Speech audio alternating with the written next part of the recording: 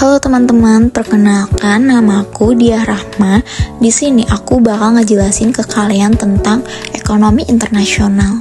Sebelumnya kalian udah tahu belum sih apa itu teori perdagangan internasional?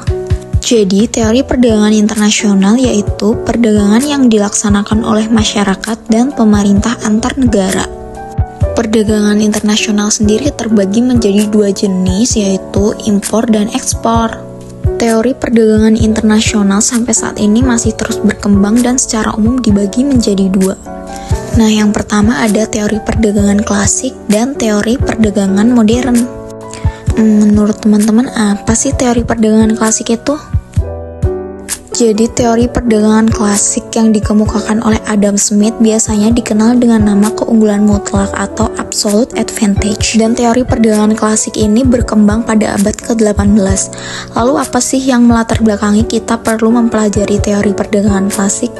Jadi pada kenyataannya saat ini, pendapat pada model teori klasik sangatlah relevan dengan situasi dan kondisi tertentu. Yang kedua, teori klasik ini dapat menjelaskan bagaimana tingkat upah di Amerika Serikat yang sangat tinggi. Akan tetapi, barang-barang produksi Amerika masih tetap dapat bersaing di pasar dunia.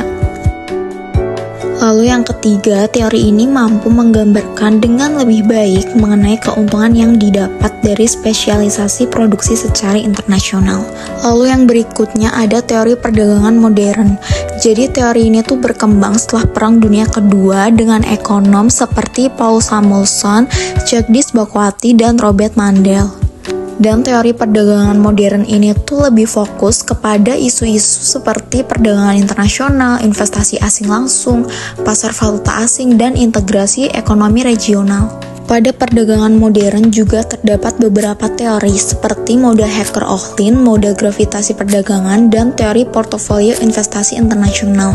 Teori perdagangan modern juga mempertimbangkan faktor-faktor seperti hambatan perdagangan, distorsi pasar, mobilitas faktor produksi, dan peran kebijakan pemerintah. Teori perdagangan modern biasanya menganalisis dampak globalisasi, ketimpangan ekonomi, dan masalah lingkungan dalam ekonomi internasional. Nah, perbedaan antara teori ekonomi klasik dan modern itu, kalau ekonomi klasik lebih fokus pada keunggulan komparatif dan spesialisasi, sedangkan ekonomi modern membahas isu-isu lebih luas seperti investasi asing, pasar valuta asing, dan integrasi ekonomi. Tapi meskipun demikian, teori-teori ekonomi klasik masih relevan dan menjadi dasar bagi pengembangan teori-teori ekonomi internasional modern. Nah, jadi sampai di sini dulu ya pembahasan kita teman-teman. Sampai jumpa.